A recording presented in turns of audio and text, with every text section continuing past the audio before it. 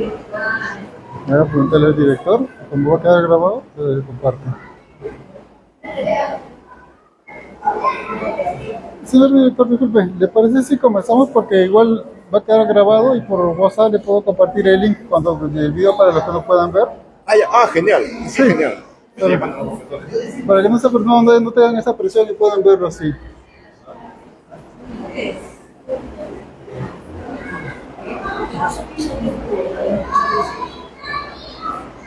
Buenas tardes.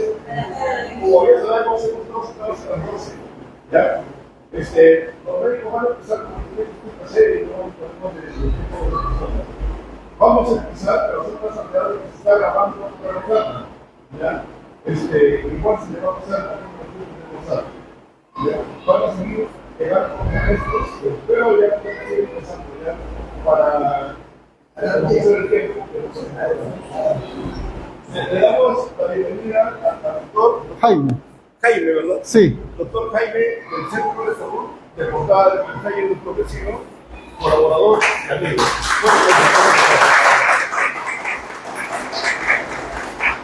Le dejo, doctor Jaime.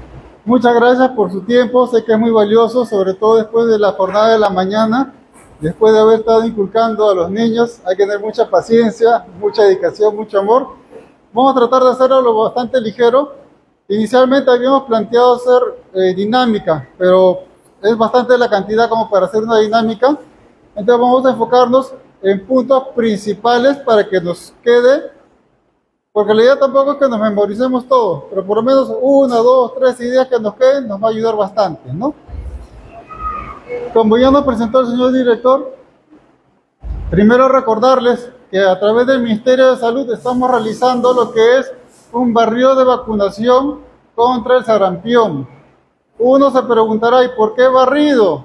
Porque hay niños que no se pueden vacunar, niños que nacen con SIDA, niños que nacen con cáncer, niños que nacen con enfermedades autoinmunes, autoinflamatorias, que no les puedes poner las vacunas. ¿Y qué es lo que haces para protegerlos? Vacunas a todos sus amiguitos que sí puedes vacunarlos. Esa es la importancia del barrido y por eso que también es muy importante que podamos hablar con los padres para que firmen los consentimientos informados y se les ponga el refuerzo. Ese refuerzo es muy aparte del esquema nacional de vacunación.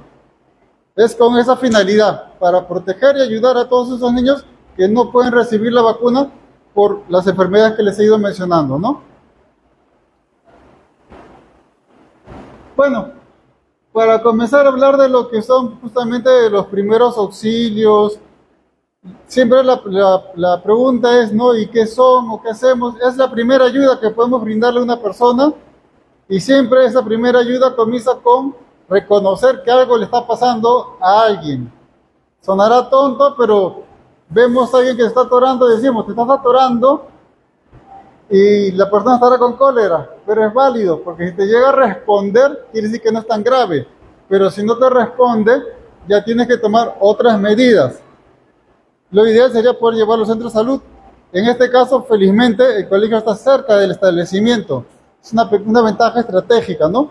Pero también es muy importante saber que el cuerpo tiene ciertas funciones que nos permiten regular cómo está trabajando. Funciones como lo que es la respiración, lo que es el pulso, la temperatura, presión arterial y nuevamente recalcamos la respiración. Hay un detalle, ¿por qué le llamamos signos? Porque podemos contarlos, podemos medirlos. Una cosa muy diferente es que venga alguien y me diga, siento calentura, pero esa calentura es como está su mano. Y otra cosa es lo que te marca el termómetro. Uno dirá, tengo calentura, pero de repente estás con casaca, con un gorro, con 3 polos debajo, has corrido, vas a sentir calentura. Pero muy diferente es que yo te ponga el termómetro y te marque 36,5 o te marque 40. Entonces, al poder ya medirse, se llama un signo. Podemos también contar el pulso. ¿Qué hablamos del pulso? Los famosos latidos del corazón que se reflejan en las venas, en las arterias, sobre todo en las arterias. La temperatura, como le mencionaba, lo podemos medir con el termómetro, diferentes tipos de termómetro. La presión, se habla de presión arterial porque es la fuerza con la cual el corazón empuja la sangre a través de todo el cuerpo. Y al empujarlo, va a haber como cierta resistencia por las paredes de las arterias. Por eso que si yo agarro y comienzo a palparme acá, voy a sentir como que late, porque está transmitiendo la fuerza del corazón al empujar la sangre. Y una vez más recordamos la respiración. ¿Y por qué hago doble énfasis en la respiración? Porque en los niños es muy común que les dé neumonía. Y te vas a dar cuenta por la cantidad de respiraciones. Un adulto en promedio estamos hablando de 16 respiraciones por minuto. Un niño con neumonía vas a comenzar a encontrarle 24 respiraciones, 26 respiraciones. Vas a comenzar a encontrarle que se le hunde acá por debajo de las clavículas, se le hunde acá la piel de entre las costillas, se le hunde acá por debajo del estómago. Por eso que es importante, porque muchas veces el niño pequeño no te va a decir, pero sí vas a poder ver eso, que respira y se le hunde. De repente hay silbidos, de repente hay ronquidos en casos de asmáticos.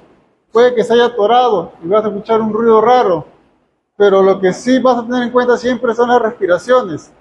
Si las respiraciones son bajas, obviamente que está habiendo un problema de asfixia, porque cada vez está haciendo más esfuerzo para querer respirar. Y al hacer más esfuerzo es donde se complica porque se cansa. Vamos a tomar algunas referencias. La temperatura podemos tomarla como casi la mayor parte de hemos visto en algún momento de nuestra vida, en la boca, en la axila y en niños muy pequeños en la vía rectal. Hay unos valores de referencia, claro. En la axila estamos hablando de 36 a 36,5. En la vía oral, 36,5 a 37. Doctor, ¿puedo yo comparar la temperatura en la axila con la temperatura oral? Realmente no, pero si yo quisiera tener un referente, ¿qué es lo que tenemos que hacer? Y podemos notar acá la diferencia que falta, ¿no? ¿Cuánto está faltando? 0,5. Si al axilar le sumo el 0,5, se va a parecer al oral. Si al oral le quito 0,5, puedo compararlo con el axilar. Pero el oral es algo que tratamos de evitar por las últimas pandemias que hemos estado teniendo. Y sobre todo también porque si es que tuviésemos en un caso de sarampión, a través de la saliva la gente se va a contagiar. Estornudos se va a contagiar. Existe la temperatura rectal, también la temperatura rectal cuando el niño es muy pequeño. Vamos a encontrar temperatura 37, 37,5. Ahora, tenemos varios tipos de termómetros. Termómetros de mercurio, termómetros digitales, termómetros con sensores. Pero lo cierto es que siempre después de utilizar el termómetro hay que procurar limpiarlo por lo menos con agua y con jabón y secarlo. En ocasiones solamente vamos a contar con alcohol. Bueno, lo limpiaremos con alcohol. Pero lo ideal es que lo podemos limpiar con agua y con jabón. Si es que estuviésemos trabajando con el termómetro de mercurio, hay algo muy curioso, porque a veces recordaremos que hacíamos esto. Y teníamos que fijarnos que haya bajado todo el mercurio. Ya no se usa mucho el termómetro de mercurio, porque justamente el mercurio puede romperse cuando el niño está inquieto o con miedo, y ese mercurio podría intoxicarlo, ¿no? Entonces, poco a poco se va desplazando y se van utilizando otros tipos de termómetros digitales para prevenir eso. Como les mencionaba, el pulso. Ese pulso va a ser un reflejo de cómo están los latidos de mi corazón. Podemos tomarlo en cualquier lugar donde hay una arteria. Podemos coger acá el cuello, lo vamos a girar y vamos a estar sintiendo cómo late la arteria, la carótida, ¿no? Acá. Podemos coger aquí nuestras manos, debajo del pulgar, con dos deditos, y vamos a sentir cómo late el pulso también. El pulso tiene varias características, pero lo importante es que podamos contar cuántas pulsaciones por minuto. Eso es un buen referente, ¿ya? Generalmente se toma con dos dedos. Algunas personas ponen el pulgar, pero el pulgar también tiene su propio pulso y te puede llevar a errores, ¿ya? Entonces, es un dato muy importante que hay que tenerlo en cuenta. Y como les mencionaba, el pulso lo puedes tomar en cualquier arteria. Acá vamos a ver un pequeño mapita. Vamos a ver de color rojo el corazón, varias arterias, lugares donde podríamos tomarlo. ¿Qué quiere decir, doctor? ¿Que yo podría tomar el pulso en la axila? Pues sí, podría tomarlo en la axila. Podría tomarlo acá, en el pliegue del antebrazo. Podría tomarlo en la región inguinal. Podría tomarlo detrás de la rodilla. Podría tomarlo en el tobillo. Podría tomarlo en el dorso del pie. Sí, podría tomarlo. Si eres más sensible, podrías llegar a tomarlo por acá. Se llega a sentir. Entonces hay varios lugares donde hay una arteria, tú vas a poder sentir el pulso. Y acá vamos a ver una pequeña lista, ¿no? Pulso temporal, carotidio y una serie de nombres, pero lo importante que quiero que recuerden es que basta con que sientan que late, que es una arteria, y ahí pueden contar el pulso. De repente el niño no se deja contar el pulso acá, pues habrá otra parte en la que sí podremos encontrar algo que late, y con eso podemos contar las pulsaciones por minuto. Esto es un reflejo de los latidos del corazón, que debe estar entre 60 y 100. Por debajo de 60 se considera que el corazón está latiendo lento, se llama bradicardia. Por encima de 100 se llama taquicardia. Doctor, pero si yo hago ejercicio, ¿mi corazón se va a mantener en ese rango? No, porque como has hecho ejercicio, requiere mayor esfuerzo, mayor energía, mayor oxígeno y los latidos se van a elevar. 110, 120, 130, 140, 150. Entonces vas a encontrar una taquicardia fisiológica. Doctor, tomé café. Sí, tomaste café y el café va a hacer que se eleven los latidos. Por ahí he consumido algún mate relajante y puede ser que los latidos disminuyan. Puede ser que el niño esté deshidratado. Y al estar deshidratado va a ocurrir dos cosas. Inicialmente va a querer compensar con taquicardias, el aumento del pulso. Pero después de un tiempo ese aumento del pulso va a disminuir y los latidos van a ser más lentos. Quiere decir que la deshidratación ha ido aumentando. El cuerpo ya no puede compensar. Como le mencionaba, recordemos, respiración, pulso. Obviamente que para poder contar el pulso, aparte de sentirlo, hay que tener un pequeño reloj. Recordemos, con 2 dedos de preferencia, ¿no? El pulgar no se utiliza para contar el pulso, salvo que no te quede otra opción, pero es con 2 deditos, ¿no? Como diría muchas veces, ¿no? La B chica, la usamos para contar. Un pequeño repaso de las temperaturas. Recuerden, la temperatura que toma en la axila, 36 hasta 36,5. En la boca, de 36,5 a 37. Temperatura rectal de 37 a 37,5. Acá viene la pregunta. Doctor, ¿y cómo voy a definir yo fiebre o febrícula? Pues se habla de fiebre cuando tienes 1 grado por encima de tu temperatura habitual.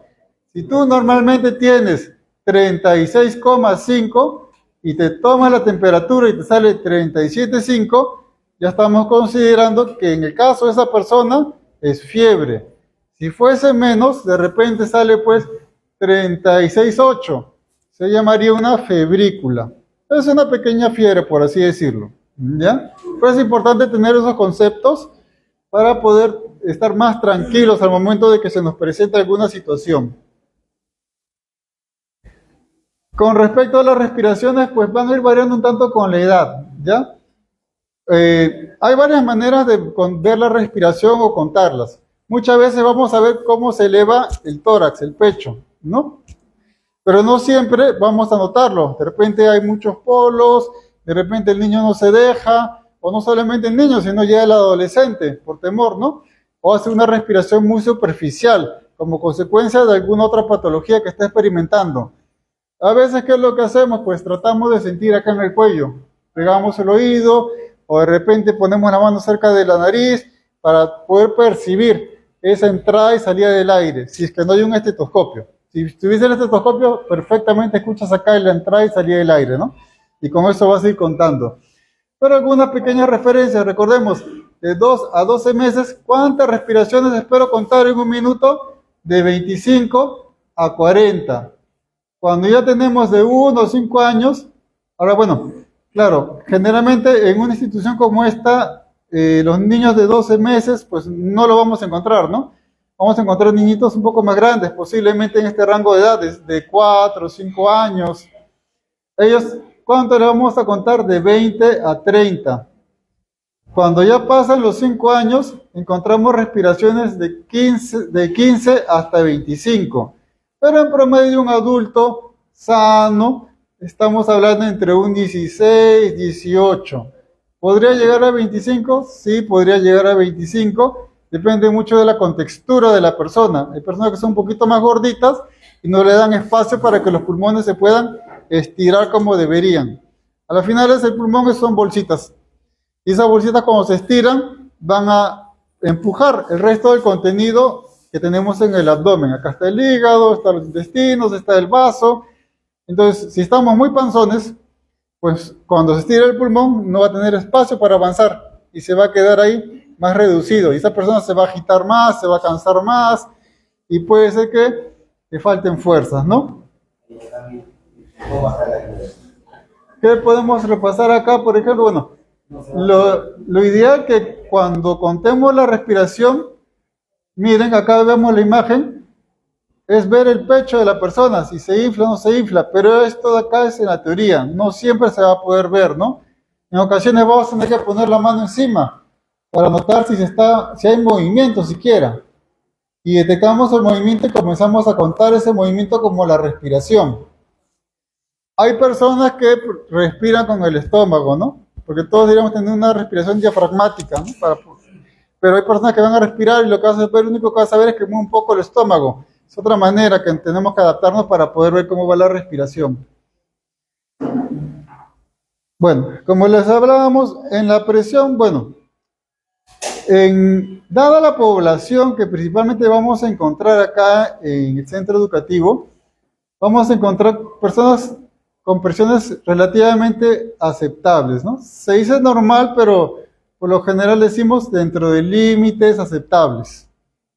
¿Por qué? Porque a las finales esto también puede variar según el grupo étnico. De repente uno tiene un poquito más de un tipo de raza, de otro tipo de raza, y entonces va variando por ahí, ¿no? También hay tendencias de repente familiares, va variando por ahí, pero se hablan de promedios, ¿no? 120 con 80, y escuchamos sistólico, diastólico, porque el corazón tiene dos movimientos. Hay un momento en que el corazón se va a relajar, y cuando se relaja va a haber menos presión, pero cuando se contrae va a empujar con mayor presión. Cuando se relaja, en el día. Entonces el diástole, para que nos recordemos. Cuando se complica la vida, en el sístole, ¿no? Trataríamos de hacerlo con el estrés, ¿no? Para que podamos recordar. Ahora, hay otras categorías, muchos hablan de prehipertenso, propiamente hipertenso, pero la realidad es que para que tú puedas establecer estos diagnósticos, necesitas que la persona se haya tomado la presión por lo menos 3 veces, 3 días diferentes, en 3 momentos diferentes. Ahí recién con propiedad puedes establecer el diagnóstico de hipertenso. Pero también tienes que tener en cuenta otros factores. De repente la persona no ha dormido, de repente está preocupado, está consumiendo algún medicamento, de repente está con alguna gripe o con alguna otra enfermedad, de repente está deshidratado. Son varios factores. Entonces, no es tan alegremente poner el diagnóstico, ¿no? Hay que evaluarlo previamente, pero sí tener... Ahora, vemos estos valores y hay un mito que todos muchas veces hemos escuchado. Me duele la cabeza, me duelen los oídos, debe ser la presión. La presión no da síntomas. Si es que lo sientes, es cuando ya explotó algo. Entonces, por eso que es importante poder controlar la presión cada cierto tiempo, para que te percates si es que está viendo algún tema en tu circulación, en tu corazón. Eso es muy importante. Decir, me duele la cabeza por la presión, es un mito en realidad. Lo más probable es que tengas sinusitis, lo más probable es que tengas problemas en la agudeza visual, lo más probable es que tengas una otitis, cualquier otra cosa, menos la presión. Hasta un aneurisma, siendo extremos, pero no tanto como la presión. Que sí, el aneurisma es peligroso con una persona que sufre de presión arterial alta, claro, porque el aneurisma es como una pequeña bolita que le sale a las arterias. Puede aparecer en el cerebro, puede aparecer en cualquier parte del cuerpo. Y si sube la presión, revienta y hay un derrame. ¿Sí, digan? La migraña, que la migraña se lo ve en la cabeza. Ya, lo que pasa es que hay, en la clasificación de dolores de cabeza son 3 tipos, ¿no? Está el tensional, está el migrañoso y está el racimo. Entonces, el tensional, obviamente, cuando estamos muy preocupados, es característica muscular, comienza justamente acá, detrás en la nuca. Puede ser que de la nuca irradie hacia un lado de la cabeza o hacia los 2 lados de la cabeza. Cuando estamos hablando de la que es la propiamente migrañosa, la persona va a experimentar mayor sensibilidad al ruido, mayor sensibilidad a la luz. Van a haber personas que dicen, no aguanto ruido, no hablen, apaguen todo. Posiblemente estás experimentando una migraña. Estadísticamente es más común en mujeres que en hombres. De ahí viene otro tipo de dolor de cabeza que literalmente sientas que te mueres, que ese es el enracimo, que es más común en hombres, y ese enracimo no cambia con los movimientos, porque digamos que la migraña como tal, si tú haces movimientos, puedes sentir que te duele más la cabeza, pero el racimo, el dolor está y no baja y no sube y te queda ahí y de verdad sientes que te estás muriendo, es un dolor así horrible. ¿Se asocia más con hombres? Sí, se asocia más con hombres, no es tan común, pero sientes que te mueres cuando te da ese tipo de dolor de cabeza. Ahora, vamos a hablar un poquito sobre el tema de las obstrucciones, intoxicaciones. Es muy importante, como hemos visto al comienzo, en los signos vitales, el tema de la respiración. Pero por diferentes motivos puede ser que el aire no pase bien a los pulmones. Puede ser que no pase totalmente o parcialmente. Entonces, por eso es que consideramos lo que se llaman obstrucciones parciales. La obstrucción parcial, lo más probable es que si ponemos el oído en la garganta, escuchemos algún tipo de silbido, un ruido raro cuando pegamos el oído acá. Y lo ideal sería con un estetoscopio, pero si no hay estetoscopio, pues hay que hacerlo como se hacía antiguamente, pegar el oído a la garganta para escuchar. Si de repente no escuchamos nada ahí, pues pegamos el oído en la espalda y de repente escuchamos silbidos, de repente escuchamos ronquidos, que muchas veces se asocian con el asmático, pero también puede ser por alguna obstrucción. Quizás una neumonía por mocos, podría ser también por mocos, ¿no? Pero como es parcial, el cuerpo va a tratar de eliminar y de botar eso que está percibiéndolo como una amenaza, como un cuerpo extraño. Entonces va a hacer que haya mayor cantidad de tos. Hay veces que queremos ayudarlo, ¿no? La persona está ahí con, quizás la obstrucción viene porque se atoró un pedazo de carne, un pedazo de papa, de repente hasta con un chisito, cosas increíbles, y le queremos dar golpes, ¿no? Para que se desatore, pero terminamos a las finales complicando más, y de lo que la persona pudo solita dejar que eso pase y resbale, porque por dentro producimos un moco, lo terminamos haciendo que se vaya hacia el lado de los pulmones, en vez de que se vaya hacia el lado del estómago, y ahí complicamos más las cosas, ¿no? Entonces, lo normal es que el cuerpo vaya a buscar eliminarlo a través de la tos. Entonces hay que tener bastante cuidado en ese aspecto. Hay ciertas maniobras efectivamente que se pueden utilizar. Nos gustaría haber podido hacer la demostración, pero hacerlo dinámico, ¿no? Lo que habíamos pautado. Quizás en futuras reuniones, en grupos pequeñitos, podamos hacer ya propiamente el taller, para que todos puedan repasar las maniobras, ¿no? Ahora han visto una pequeña maniobra en la que agarra, una mano se pone como puño, te pone detrás del paciente, y lo que vas a hacer es empujar hacia arriba, ¿sí? Hacia adentro y hacia arriba, hacia adentro y hacia arriba, ¿no? Esa maniobra de Henrich, para poder ayudar a que la persona pueda botar. Cuando ya lo vemos, cuando lo vemos de color azul, morado, es porque ya no le entra nada de aire, ¿ya? Existe también la famosa obstrucción completa. En esta obstrucción completa, pues la persona, por más que tosa, pues no va a botar nada. Y lo más probable es que ni siquiera se presente el reflejo de la tos, porque el cuerpo no tiene cómo activarlo, no tiene cómo respirar ni siquiera, porque para que haya tos tiene que haber aire, y si ya está tapado completamente, no va a haber aire para que pueda estimular el reflejo de la tos como debería ser. Entonces, ¿cuál es el signo universal de el atoro? Cuando no pasa nada, las manos acá en el cuello. Universalmente la gente hace así y la mayor parte del mundo entiende de que se está asfixiando. Ahora, como curiosidad les contaré que existe la asfixia nocturna o el apnea nocturna, que lo conocemos como los ronquidos. Y esos ronquidos te pueden conllevar también a un riesgo cardiovascular. Entonces habría que hacer un chequeo si la persona ronca. Y la persona que ronca por lo general también hace gastritis, reflujo, sabor amargo. Entonces son datos misceláneas para tener en cuenta, ¿no?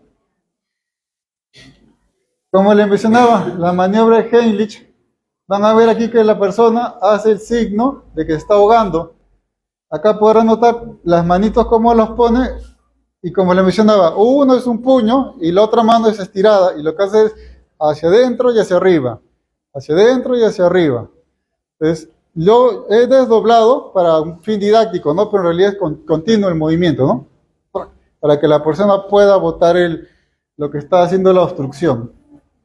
Seguimos con la siguiente diapositiva. Ya, heridas. Heridas los vamos a ver todos los días en un colegio. Hay diferentes tipos de heridas. Los raspones, que le llamamos abrasiones, ¿no? Vamos a encontrar heridas por cortes con vidrios o cortes con cosas que no tienen dientes. De repente con el filo, con una hoja inclusive. Nos podemos cortar con una hoja. Entonces hablamos de una herida incisiva, ¿no? Es un corte limpio.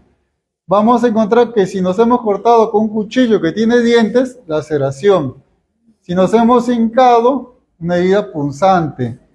Si somos un poquito más piñas y perdemos un dedo, se llama amputación. Y hay otro tipo de herida que es por golpes. Que está el golpe y aparte del golpe se revienta la piel. Ejemplo.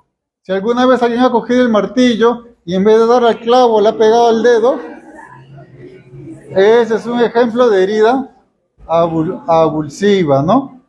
Para que tengamos una idea. Si bien bueno, eso es bastante interesante, pero ¿qué es lo que nos importa saber que es una herida? Se produjo la herida y hay que tratar de ver cómo ayudar con eso, ¿no? Si la herida es grande, si la herida es pequeña, si la podemos controlar acá, de repente con gasas, o lo tenemos que llevar al centro de salud. Como les mencionaba, bueno, primero hay que mantener la calma, hay que ver si la herida es leve, tenemos que estar tranquilos, porque a veces ocurre la herida y nos desesperamos, y más es el miedo, el pánico, que la herida en sí. De repente el cuerpo solito coagula y ahí quedó nomás el tema de la herida, pero ya pues hemos hecho todo un escándalo, ¿no? Y todo se ha revuelto, pero se pudo haber calmado tranquilamente, ¿no? Hay que procurar que la persona esté en una posición cómoda dependiendo del tipo de herida. Si la herida es en el dedo, pues bueno, que esté sentado, que no se esmere, ¿no? Pero si es otro tipo, si es en otra parte del cuerpo, pues hay que ver que no haga esfuerzo para esa parte de ahí, ¿no? Si lo vamos a atender, lógicamente lo primero que hay que hacer es lavar las manos bien limpias, porque no queremos que la herida se contamine. Si la herida se contamina, puede hacer infecciones, y la infección no solamente se va a quedar ahí, sino que va a recorrer todo el cuerpo. Hay que tener mucho cuidado ahí. Y en la actualidad, aparte de lavarnos las manos, es contar con guantes. ¿Por qué? Porque ya hay muchas enfermedades que se transmiten a través de la sangre y de maneras casuales. Estamos ayudando a un niño que de repente tuvo un raspón. No sabemos si de repente el niño por ahí se contagió de alguna u otra forma de algún tipo de hepatitis y nos terminamos contagiando a nosotros. De repente nunca nos vacunaron contra alguna enfermedad cuando niños, porque no había quizás, y terminamos contagiándonos. Actualmente, que hemos estado haciendo barrido antes de venir acá, muchas personas no han querido vacunar a sus hijos. Dicen, ¿para qué? Y se les explica. Tenemos que vacunarlos porque hay niños que sufren de cáncer, han nacido con SIDA, tuberculosis, que es tan común acá en el país. Esos niños no los podemos vacunar porque están con sus defensas bajas. ¿Qué es lo que hacemos entonces como ministerio? Vacunamos a todos sus amiguitos y ponemos una dosis de refuerzo, muy aparte del esquema normal, pensando en esos niños que no podemos vacunarlos por su misma condición. Por eso que hay que hacer énfasis. Pero igual se le explica a los padres, hay padres que entienden y aceptan, porque son conscientes de que hay que ayudar al prójimo, ¿no? Pero muchos padres, estás con el niño ahí, le explicas y no quieren. ¿Y qué puede pasar? Que si en algún momento se contagian con la enfermedad, esta enfermedad les va a consumir hasta un 80% de sus defensas. Y hasta que recuperen sus defensas van a pasar por lo menos 10 años. En esos 10 años te puede agarrar cualquier cosa y te puede mandar al hospital. Lo que sería una gripe normal se te va a convertir a ti en neumonía tras neumonía tras neumonía. Una vez que ya hemos podido lavarnos las manos, usar guantes, hay que procurar limpiar la herida. Lo ideal es con agua y con jabón. Muchas veces usamos agua oxigenada, es verdad, pero lo ideal es agua y jabón para poder lavarlo. En algunos casos puede usar agua oxigenada, sí, pero eso se llama cauterización química, para tratar de cortar un poquito el sangrado, si es que no para, ¿no? Porque en realidad deberíamos evitar hacer los torniquetes, ya que al hacer el torniquete dejamos una zona del cuerpo sin oxígeno, sin nutrientes, y si lo prolongamos puede ser que estemos perjudicando a la zona, ¿no? Después de que ya la herida está limpia, ya le hemos puesto gasas o lo más limpio que tengamos, porque de repente es una emergencia, ¿no? Lo vamos a dejar ahí envuelto. Y si es que también hubiera la presencia por lo menos de alcohol yodado, pues también podemos utilizarlo para un antiséptico, para eliminar cualquier otro bichito que haya por ahí, ¿no? Para evitar de que de repente pueda gangrenarse o complicarse, ¿no? La herida debe estar tapada. Una vez que terminado de atenderlo, hay que retirarnos los guantes y ponerlos en una bolsa especial, porque recuerden que hemos estado en contacto con fluidos corporales y no sabemos si la otra persona ha tenido o no algún tipo de enfermedad que nos pudiera contagiar, o de repente nosotros somos justo alérgicos a la enfermedad que la persona tiene y a él no le hace nada, y nosotros sí somos sensibles. Vamos a encontrar que las heridas, los sangrados, pues pueden aparecer en la nariz, pueden aparecer en los oídos, pueden aparecer en la boca, pueden aparecer en las partes privadas de cada persona. Si bien es cierto que hay una serie de características, pero recordemos que estos sangrados nos llaman la atención para recordar algo que también tenemos presente actualmente, que es el famoso dengue. El dengue, que comienza como una gripe, lo que va a hacer justamente es que nos quedemos sin plaquetas. Y las plaquetas son los pequeños parches que tenemos en el cuerpo para evitar que sangremos. Entonces, si de repente la persona está sangrando por la nariz y no encontramos una causa aparente, podríamos, y le preguntamos, ¿has tenido fiebre antes? ¿Te ha picado algún zancudo? Podría ser que estemos quizás ante un caso de dengue, ¿no? Pero igual, vemos todas estas cositas y lo que tenemos que hacer es, en lo ideal, llevarlo al centro de salud, ¿no? Hacer una pequeña compresa, si es en la nariz, si es en la boca, momentáneamente, y como estamos cerca, literalmente a 3 cuadras, es súper fácil que puedan llevarlo al centro de salud para poder brindar los cuidados más adecuados. Algo que también es bastante común acá en la zona, como dicen, caminando entre los cerros, vemos bastante estas cositas escondidas, aunque no lo parece. Bueno, aparte de los perros, que también es otra cosa que vemos bastante cuando estamos haciendo el barrido. Pero lo cierto es que te puede picar la araña, te pueden picar un montón de bichos. Cuando te va a picar, pues te puedes asustar. Siempre hay que estar tranquilo para que la persona que ha sido víctima no se desespere. Que esté tranquila, en reposo. En la medida de lo posible, si es que se puede, hay que capturar al bicho que hizo la picadura para poder identificarlo de manera correcta. En este caso se llama Lotoceles, es el nombre científico, ¿ya? Una araña de patas largas, pero podría ser un primo hermano, una variedad que está por ahí y picó. Entonces, para poder proporcionar un tratamiento adecuado, lo ideal es poder capturar esto de acá. Pero no solamente se limita al tema de las arañas, sino picaduras de abejas, picaduras de avispas, principalmente, que pueden generar molestias en la persona, desde cosas leves, como comezones, de repente una pequeña hinchazón, hasta casos de una alergia muy grande en todo el cuerpo que se conoce como anafilaxis, donde hay que darle otro tipo de tratamiento, porque si no puede complicar la vida de la persona y esa persona podría de repente ya no despertar. Para no usar otra palabra un poquito más fuerte, ¿no? Vamos a ver también el famoso paro cardíaco. Recordemos que al final el corazón es un músculo. Cuando somos bebitos y todavía estamos en la barriga de la mamá, van a haber unas venitas, que esas venitas van a comenzar a engrosar y se van a hacer como un nudo entre ellas. Y fruto de ese nudo y ese engrosamiento van a tomar esta forma, que conocemos como el corazón. Al engrosarse, ¿qué se va a engrosar? La pared muscular. Porque una vena, una arteria, tiene tres capas. Una capa interna, una capa media, que suele ser capa muscular, y una capa externa, para que no se pegue a otras estructuras. Pero vemos acá esto amarillo. ¿Qué podría ser esto amarillo? Si comemos mucho salchipapa, pollo bróster y todas esas comidas ricas que nos provocan en el invierno y no hacemos ejercicio, se acumulan y a las finales bloquean el paso de la sangre. Y acá hay un detalle muy interesante. Esto que vemos aquí señalado por el láser es el famoso callado de la aorta. Pero del callado de la aorta vemos que la primera ramita que sale es la arteria coronaria para alimentar a las paredes del mismo corazón. O sea, el corazón va a botar sangre, pero la primera sangre, como dice, el que parte y reparte, se queda con la mejor parte.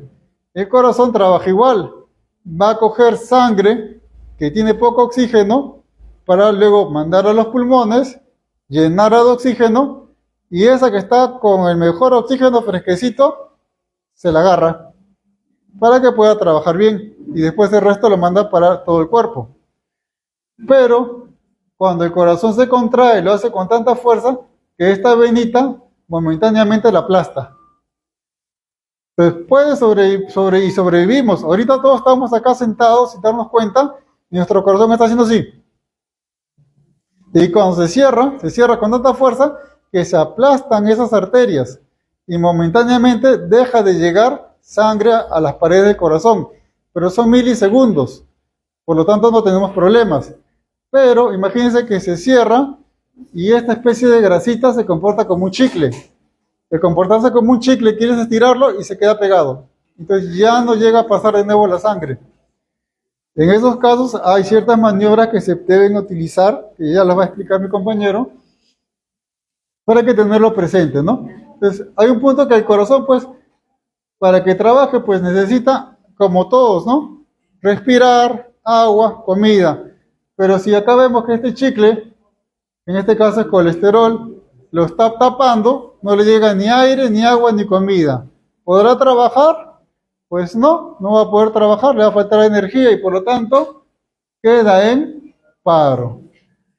Entonces y bueno, hay otros factores, cierto, es porque es un tema mucho más complejo, libros, pero es por lo menos para que tengamos una pequeña idea, ¿no? Acá la persona puede sentir algunos síntomas, ¿no? Por lo general se habla que son molestias hacia el brazo izquierdo, a veces como que también se siente hacia el cuello, en algunas personas presentan como que simplemente molestias estomacales, va a variar un poco, pero son las cosas más comunes que posiblemente escuchemos. También un indicativo en su momento va a ser que la persona no va a poder respirar bien, va a sentir sed de aire. Esa sed de aire se llama disnea. ¿Cómo es eso de sed de aire? Igual que como tengo sed de agua, tomo 1, 2, 3, 4 vasos de agua hasta que me sienta saciado, ¿no? Igual, voy a querer respirar 1, 2, 3, hasta que sienta que ya respiré lo suficiente. Entonces, otro signo que también se puede presentar. Pero como al final es el corazón, lo que va a hacer es mandar sangre con aire, con oxígeno al resto del cuerpo, si no está funcionando bien, vamos a notar que van a ponerse morados los labios, van a ponerse moradas las uñas, los sitios más lejanos, porque no le está llegando como debería ser el aire, ¿no? Vamos con la siguiente. ¿Cómo es que deberíamos comenzar inicialmente? Bueno, acá es un poquito más complejo el tema. Existe lo que se llama la cadena de supervivencia, que lo va a estar explicando mi compañero. Pero lo cierto es que esa persona debe estar en reposo, no debe hacer esfuerzo, porque de repente puede haber sido un paro simplemente transitorio, pero igual no debe hacer esfuerzo, porque como les mencionaba, acá tiene unos chicles que no dejan pasar bien la sangre. Y si hace esfuerzo, va a requerir que entre más sangre y no va a poder darse todo lo que necesita. También tenemos que evitar que obviamente el corazón trabaje más. La persona debe estar recostada, a veces ya. Acá se habla sobre semisentado, porque hay algunos problemas en el corazón. Al final del corazón siempre lo dibujamos así, ¿no? Con esta forma, ¿no? Pero en realidad tendría que ser así como una especie de alas de mariposa, porque estamos hablando de cuatro bolsitas que tiene el corazón, ¿no? Entonces, puede ser que una bolsita se ensanche más que otra. Eso se conoce como hipertrofia. Entonces, eso va a requerir muchas veces que la persona no esté completamente echada, porque una de las cuatro no funciona bien, y si la he hecho, pues le voy a complicar la vida a las otras tres. Entonces, se busca una posición en la que esté más o menos aceptable, ¿no? Hay que evitar que no tenga ropas apretadas la persona, el cuello debe estar despejado. Si es que está consumiendo alguna medicación, se le debe indicar la medicación. Por un tema de ética no la voy a mencionar para evitar las malas prácticas, porque tenemos mucha mala práctica de automedicarnos y causa muchos problemas cuando vemos a las personas en consulta. Atendemos a alguien y estoy tomando esto y esto, y ninguno es para su dolencia. Entonces, por un tema de ética, hay que procurar evitar la automedicación y consultar con algún personal de salud que esté capacitado a controlar. También es importante que revisar la respiración, revisar el pulso, porque el pulso es una manera indirecta de ver cómo está este corazón latiendo. Estuvo en paro, salió de paro, pero hay que contar ese pulso. ¿Es un pulso fuerte? ¿Es un pulso débil? ¿Es un pulso rápido? ¿Lento? ¿Se produce en ondas? Y obviamente que hay que pedir atención médica lo más pronto posible, ¿no? Ahora, también pueden haber sangrados a nivel de la cabeza. Las venas, las arterias tienen 3 capas, pero no siempre tenemos las 3 capas. Hay diferentes defectos genéticos que de repente nos dejan con 2 capas o nos dejan con una sola capa. No en toda la vena, no en toda la arteria, pero sí en un pedacito. Y en ese pedacito puede ser que haya una debilidad. Y esa debilidad puede llevar a lo que conocemos como accidentes cerebrovasculares, que de repente es primera vez que escuchamos el nombre. Lo que hemos escuchado toda la vida es derrame, ¿no? ¿Qué le pasó a tal persona? Le dio un derrame cerebral, ¿no? Eso lo decimos comúnmente, ¿no? Como anécdota, por ejemplo, todos decimos, me han puesto una inyección, pero ¿cuál es el nombre correcto? Me han infiltrado este medicamento vía intramuscular. Son cosas, pero como anécdota, ¿no? Entonces, pero puede ocurrir. Y al momento que ocurre esto, se va a afectar el cerebro. La persona va a tener alteración en la conciencia. Estamos conversando con la persona y no va a reconocer al que está delante de uno. Y de repente va a comenzar a hablar incoherencias, o de repente va a presentar vómitos explosivos, de repente va a sentir que pierde la visión en un ojo, de repente quiere ponerse de pie y no puede, no puede realizar movimientos coordinados, le falta de repente fuerza, vamos a ver que no está en su completo control, ¿no? Por eso que hablamos de debilidad general, palidez.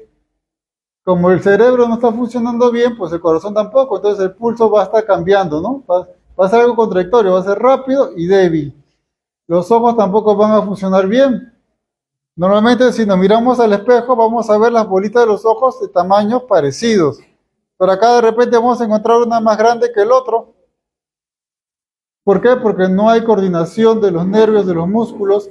Como les mencionaba, no va a poder hablar bien, no va a poder coordinar los movimientos, de las ideas ni hablar. Le vas a pedir en ese momento que te haga una operación de una integral, una división o una suma, y la persona te va a decir 2 y 2 y 2, y se va a quedar de repente atrapado en ese bucle. Hay que tener cuidado con eso. Como les mencionaba, mareos, náuseas, vómitos son parte que también va a poder presentar. Como consecuencia no solamente de los derrames, sino también como consecuencia de los parásitos, vamos a encontrar que la persona puede hacer convulsiones.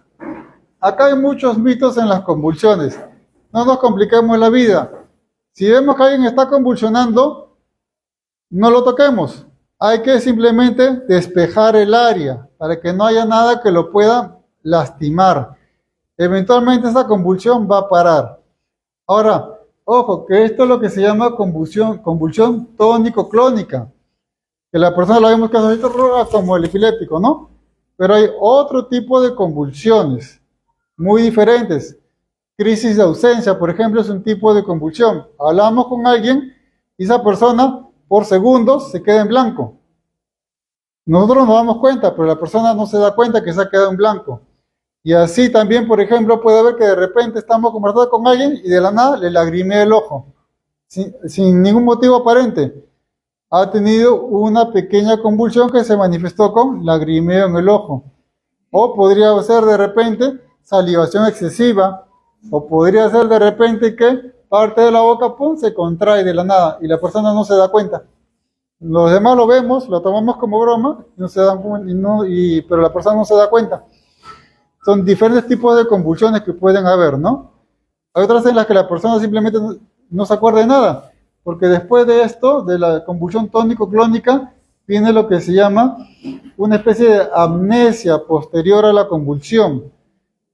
Y me ha tocado ver pacientes que los has visto convulsionar, les preguntas para poder indagar con qué comenzó, porque muchas veces sí, pudo haber sido por un tema en el cerebro, pudo haber sido por un tema de parasitosis, por sustancias químicas, y están en blanco. No saben qué día es hoy, no reconocen a los familiares. Entonces, hay que tener un poquito de paciencia, pero en la práctica, básicamente lo que tenemos que hacer es buscar que en su entorno no haya nada que lo vaya a lastimar. Mucha gente dice, no, jálale la lengua, pero está convulsionando, le jala la lengua, ¿qué es lo que va a pasar? Se va a morder la lengua y va a morder tan fuerte que la va a partir y te vas a quedar con un pedacito de la lengua en la mano. Entonces, hay que tener cuidado, ¿no? En las cosas que sí se puede ayudar, que vemos que no le vayan a afectar, sí, pero tratar de forzarlo. O hay gente que lo abraza. Dice, no, abrázalo para que no se mueva. Tampoco, porque en ese momento él va a tener más fuerza que cualquier persona que lo abrace y va a terminar lastimando a más gente. Y sin querer va a darle golpe a alguien, golpe a otra persona, y lo va a hacer con tanta fuerza que de repente, pum, le rompe un diente, le lesiona la córnea, le parte la ceja. Claro, estoy poniéndome en casos extremos, pero es para poder graficar mejor la situación. Vamos a encontrar, como podrán ver, en este caso de la convulsión, bueno, lo primero que se hizo es tratar de ver que la persona esté estable. Luego se lateralizó. ¿Por qué se puso de manera lateral? Porque en este tipo de convulsión lo que pasa es que la persona perdió el reflejo para poder tragar las cosas y podía asfixiarse con su propia saliva. Entonces se pone de costado para tratar de que, en pocas palabras, babee y no se asfixie con su propia saliva, ¿no? Y después simplemente le está acompañando hasta que termine la crisis. Cuando termina la crisis, obviamente requiere una evaluación médica para ver si es la primera crisis, si hay antecedentes en la familia, si hay que corregir el medicamento o si hubo alguna otra cosa que desencadene la crisis. De repente también es por tema de parásitos. Habrán escuchado la neurocisticercosis, que puede causar obstrucciones a nivel del cerebro y ocasionar convulsiones por carne contaminada, no necesariamente del cerdo, también en la res. También puede estar en la res. Y una vez más recordarles que nos puedan apoyar en difundir con todos los padres el barrido de vacunación. Como les mencionaba, es verdad, casi todos los niños cumplen con su esquema de vacunación, pero ¿por qué hacemos el barrido? Lo hacemos pensando en aquellos niños que no podemos vacunar, niños que tienen cáncer, niños que tienen SIDA, que tienen tuberculosis, enfermedades autoinmunes, autoinflamatorias, que están con lupus, por ejemplo, el lupus eritematoso, tiene que estar consumiendo corticoides y le bajan las defensas. No los puedes vacunar a esos niños. ¿Qué es lo que haces para ayudarlos? Vacunas a todos sus amiguitos para evitar de que exista el riesgo o disminuirlo lo máximo posible que pudieran contagiarlo. Y vamos a estar así haciendo los barridos de casa en casa, en los colegios. Acá también hemos hecho la coordinación con el señor director para que se pueda alcanzar a los padres de familia a las autorizaciones para que firmen los padres. Recordar que es en niños menores de 7 años y a partir de 1 año de edad. Si le dicen, mi hijo ya tiene todas las vacunas, excelente, pero esto es un refuerzo adicional a las vacunas que ya recibe, adicional al esquema básico de MINSA. ¿Ya? Y ahora va a continuar mi compañero. Muchísimas gracias.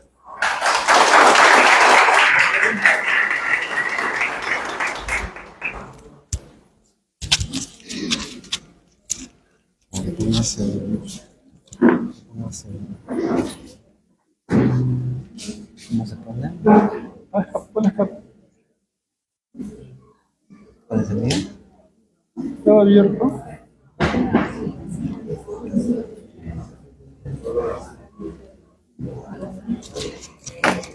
¿No? Sí, lo más bajo, pero como va a sacar la voz, es para que... ¿Así? Sí, normal se va a escuchar. Ok, buenas tardes. Yo sé que es una hora difícil, pero para puntualizar algunos conceptos de mi compañero el doctor Jaime. Bueno, me presento, soy el doctor Jorge Echevarría, médico residente de medicina familiar del Centro de Salud Portada de Manchay. Y vamos a ir, como se dice, directo al grano. Bueno, es importante que en toda emergencia nosotros detectemos el estado del paciente. Todo el pronóstico de un paciente que tiene un accidente va a depender mucho de lo que hagamos en un inicio. Por ejemplo, solamente para citar un ejemplo, una persona que sufre un accidente de tránsito, por ejemplo, en moto, cae sobre el pavimento. ¿Qué es lo importante? Muchas personas dicen, no, voltéalo, muévelo, acomódalo. Está muy mal eso. Lo que se tiene que hacer es, primero, observarlo, ver cómo está y esperar al equipo de emergencia, al equipo que está preparado. ¿Para qué? Para inmovilizarlo. ¿Por qué? Porque en nuestro afán de ayudarlo, podemos mover la cabeza y terminamos lesionando la columna vertebral o la médula, y en ese afán de ayudarlo, terminamos dejándolo cuadrapléjico, por ejemplo, paralizado del cuello para abajo. De lo que estaba bien, terminamos complicándolo. Entonces, es muy importante detectar o esperar al equipo de emergencia mientras nosotros evaluamos cómo está el paciente, cómo está el accidentado. Si es que no se tiene un equipo de emergencia cerca, esperamos, tratamos de calmar a las personas, despejar el área para que vengan las personas que están capacitadas, entrenadas, ¿para qué? Para inmovilizarlo, ponerle un collarín o una camilla especial y poder trasladar. Eso es fundamental. Entonces, así, de esa forma, con ese concepto, nosotros tenemos que actuar frente a cualquier emergencia, ya sea una quemadura, una caída, un golpe, no sé, practicando algún deporte, cualquier emergencia. Con ese concepto básico, nosotros tenemos siempre que actuar. Entonces, ¿qué es lo primero que tenemos que hacer? Revisar, ¿no? Revisar primero el lugar donde se produjo la emergencia, ¿no?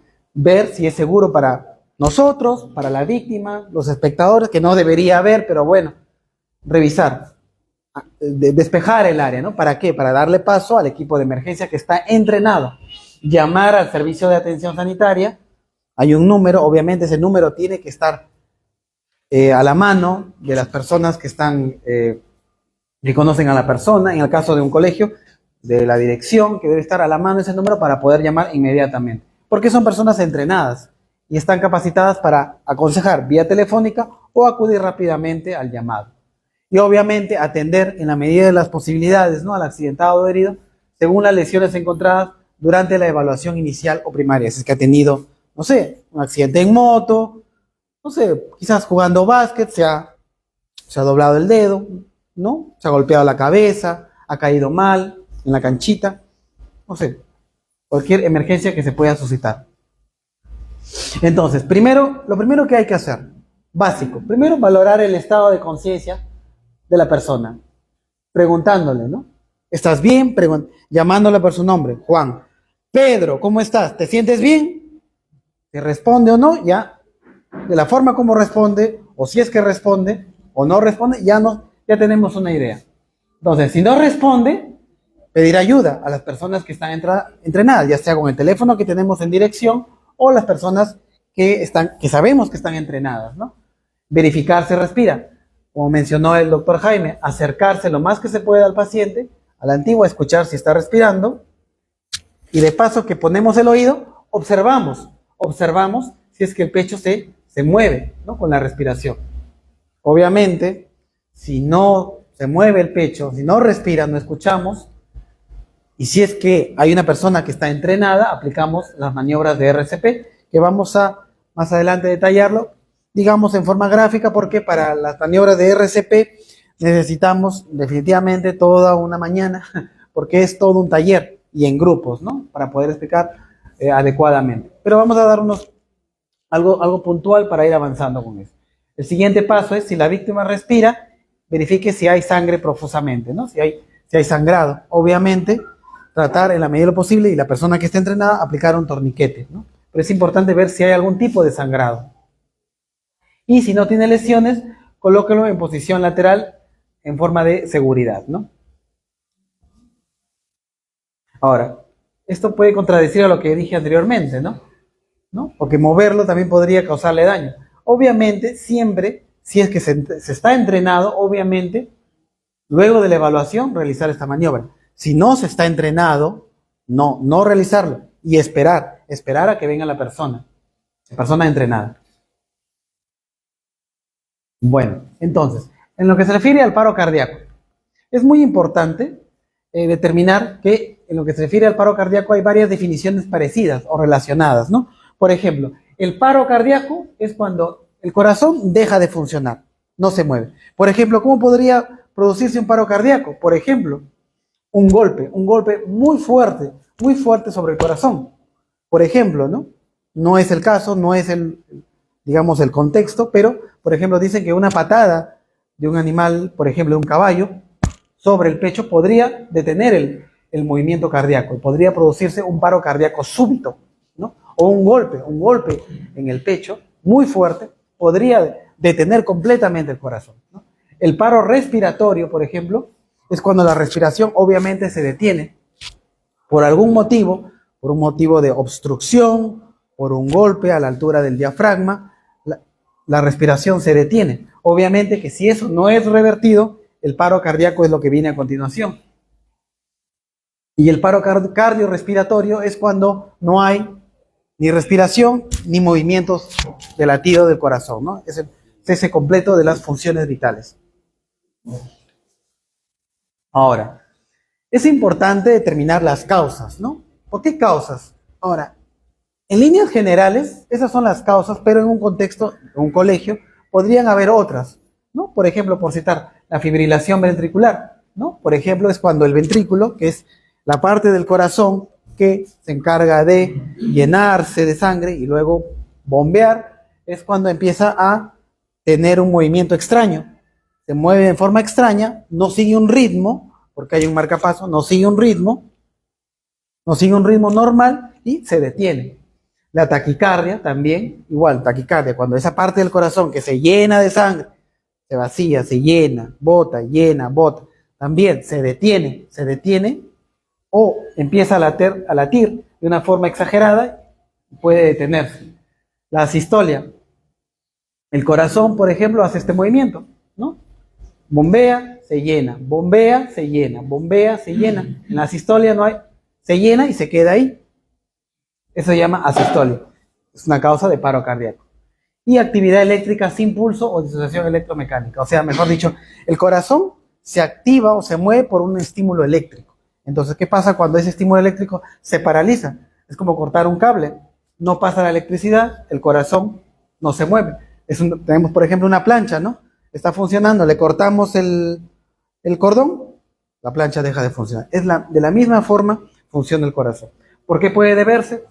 Puede deberse por una enfermedad congénita, por ejemplo, en el caso de un colegio, puede ser una enfermedad congénita que no hemos averiguado con los padres, no hemos hecho un buen interrogatorio, no nos han contado y podría detenerse por esa causa. Ahora, ¿cómo es, por ejemplo, la maniobra de resucitación? Por ejemplo, esta es la posición que una persona debe adoptar en una maniobra de RCP. Obviamente necesitamos un taller, ¿no?, para realizar completo, pero podemos ir avanzando con este tema. La persona debe estar arrodillada de esta forma, y las manos deben colocarse sobre el pecho. Obviamente, la mano que debe ir primero es la mano dominante, y colocar el talón sobre el pecho a la altura del corazón, ¿no? Sobre el pecho, sobre el esternón, en medio, ¿no? O a la altura del corazón. A la altura del corazón, en forma recta, y con el talón, apoyarlo ahí en forma recta. Y encima viene la otra mano que es la menos dominante. Entonces, de esa forma nos preparamos para realizar las compresiones. En ángulo recto, con el talón de la mano dominante primero y la otra mano después. Obviamente, hay un ciclo, ¿no? Obviamente nosotros tenemos que comprimir unos 5 centímetros aproximadamente para realizar el masaje cardíaco. Ahora, ¿cómo es el ciclo? Tiene que haber un ciclo. Por cada 30 compresiones, tiene que haber otra persona que dé una respiración boca a boca. 30 compresiones, 2 respiraciones boca a boca. Entonces, la persona que está entrenada debe realizar este procedimiento mientras llega el equipo de emergencia, mientras llega la ambulancia. Esto, digamos, asegura que la persona pueda mantener. ¿Qué es lo que permite esto? Que la persona pueda mantener la respiración y el bombeo. ¿Por qué? Porque recordemos que 3 minutos sin bombeo, sin respiración, la persona pierde la vida. Muy bien. Entonces, en el caso de los niños, es igual, de la misma forma, pero siempre teniendo en cuenta que el volumen es menor, ¿no? El tamaño del niño es menor, pero siempre realizar las compresiones con el mismo gráfico, en 90 grados, de rodillas, y siempre tratando de comprimir 5 centímetros. Ahora, en el caso de los niños pequeños, los bebés, ¿no?, los infantes, se hace con 2 dedos. Se hace con 2 dedos de la misma forma, pero con 2 dedos, a la altura del esternón y comprimiendo de la misma manera. Y obviamente siempre una persona realizando la respiración boca a boca.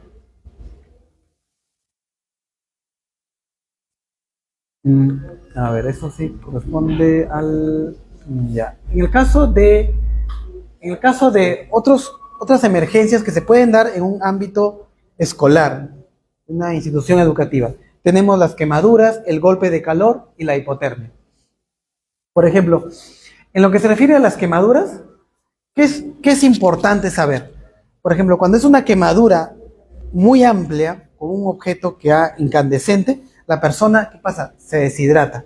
Hay deshidratación y es víctima de las infecciones. ¿Por qué? Porque la piel es una cobertura, es una protección frente a las infecciones del medio ambiente. Obviamente, por eso es que las personas tienen que ser referidas a un establecimiento de mayor complejidad, que tenga un servicio que pueda, obviamente, aplicarle los antibióticos, la medicación correspondiente. Por ejemplo, ¿qué es importante saber en quemaduras? En quemaduras existen 3 grados: primer grado, segundo grado, tercer grado. ¿Cómo es en la quemadura de primer grado? Vamos a dividir a la piel en 3 partes: epidermis, dermis e hipodermis. La hipodermis es la parte de la piel que está pegada al hueso. Entonces, en la quemadura de primer grado, la epidermis, la primera capa, es la que se compromete. Está rojo, caliente y hay dolor. Es la clásica, la que se produce, por ejemplo, cuando uno se expone a la luz solar por mucho tiempo y sin protección, ¿no? Sin bloqueador solar. Es la clásica. Entonces, ¿qué se produce acá? Como ya mencioné, la deshidratación. La piel, cuando se quema, se deshidrata. Y obviamente hay que aplicar, cremas hidratantes para que se regenere esta piel. Es la deshidratación la que provoca el daño. Cuando hay una quemadura de segundo grado, que puede ser por algo incandescente, una llama, una flama, ¿no? La quemadura llega hasta la dermis. No solo compromete la epidermis, sino llega hasta la dermis. Obviamente, cuando ya hay de segundo grado, ya tiene que ser referido a un establecimiento de salud de mayor complejidad, un hospital, por ejemplo, ¿no? Que le puedan dar el soporte y el tratamiento adecuado. Y obviamente, ni qué decir de la quemadura de tercer grado, que la quemadura llega hasta el hueso, compromete hasta el hueso. Entonces, aquí sí, ya es un cuidado, obviamente, más especializado, tiene que ir a una unidad de cuidados intensivos, a una unidad de quemados, donde pueden ponerla injertos, ¿no? Por ejemplo, y obviamente un soporte vital para que la persona pueda estar hidratada, porque al comprometerse una gran extensión del cuerpo, la deshidratación es severa, como vinagre o como sillao, por ejemplo, ¿no? Desinfectantes, por ejemplo, oxigenadas, suero fisiológico, alcohol. En el botiquín para el coche, ¿no? Por ejemplo, pastillas contra el mareo, pañuelos de papel, guantes de plástico, una manta termoaislante, por ejemplo, ¿no? Estábamos mencionando las quemaduras, por ejemplo, ¿no? De la señorita, por ejemplo, que en paz descanse, Eivia Agreda, ¿no? Por ejemplo, ¿no? Una manta especial que cubra, ¿no? Que sea de preferencia termoaislante. La cubramos y rápidamente se apague la llama. Una linterna, recomendable, un extintor, pero obviamente para superficies inanimadas, ¿no? Obviamente, sólidas. Y un juego de triángulo de señalización de peligro si es que se va en un paseo, obviamente, por ejemplo, a Canta, que suelen irse los alumnos de viaje de promoción o de paseo en cualquier año. Es importante los triángulos de emergencia, porque uno nunca sabe lo que puede suceder, ¿no? Con el vehículo. Material para curas, guantes, gasas estériles, de varios tamaños, obviamente, algodón, esparadrapo, tiritas de varios tamaños, obviamente para los niños, por las diferentes tallas, las edades, las vendas también de diferentes tamaños, por los niños que son de diferentes tamaños, diferentes edades, los imperdibles para poder sujetar las vendas, medicamentos como analgésicos, básico el paracetamol, sobre todo el paracetamol, que es un medicamento que se le ha perdido la fe, pero sin embargo puede salvar muchas vidas.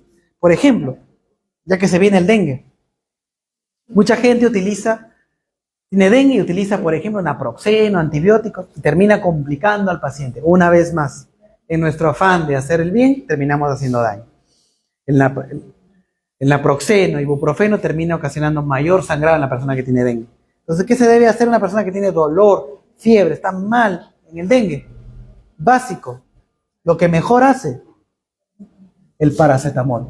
Esto es milagroso, el paracetamol en el dengue. Al paciente lo tranquiliza, lo estabiliza, mientras va pasando la enfermedad. Lamentablemente en el dengue, como toda enfermedad viral, como viene, se va, tiene su ciclo de vida. Así que, mientras eso, paracetamol. Ácido acetil salicílico, la aspirina, obviamente, que ya es para personas un poco mayores. Pomada especial para quemaduras, obviamente quemaduras de primer grado, para la insolación, obviamente, ¿no? Que se quema, se pone rojo.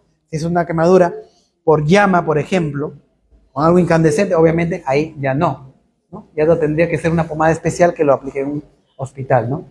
Pomada antiinflamatoria para pequeños golpes, ¿no? Un pelotazo, por ejemplo. Colirio antiséptico. Bueno, esto del colirio antiséptico es, en el caso, por ejemplo, no sé, tal vez alguna gota, por ejemplo, ojo seco, por ejemplo, ya que estamos en una zona donde hay una radiación muy alta, se puede presentar ojo seco, todos utilizamos medios electrónicos, se puede dar con facilidad ojo seco en los niños, obviamente, y siempre es necesario tener una gota lubricante, ¿no? Y obviamente los antiácidos, ¿no?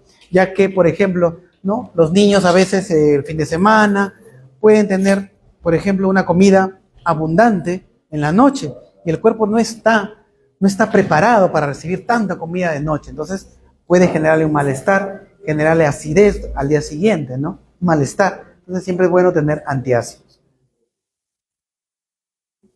¿No dan? Recomendaciones para el uso del botiquín. Creo que con esto ya finalizamos.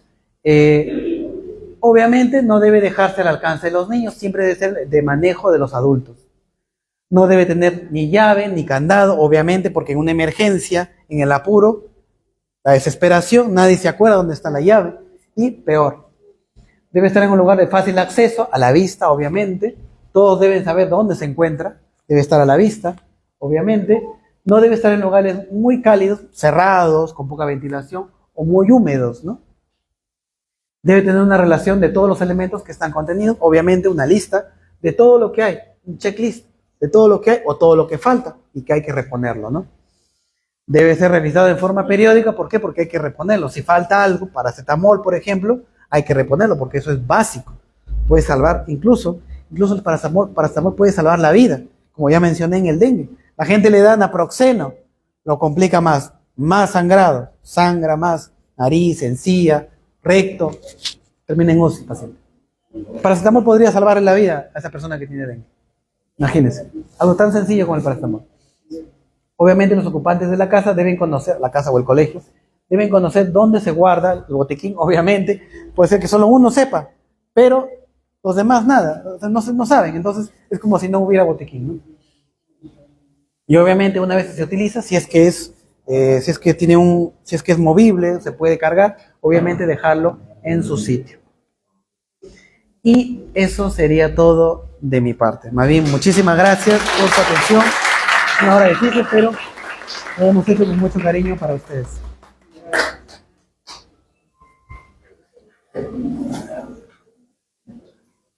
Gracias. No hay de qué.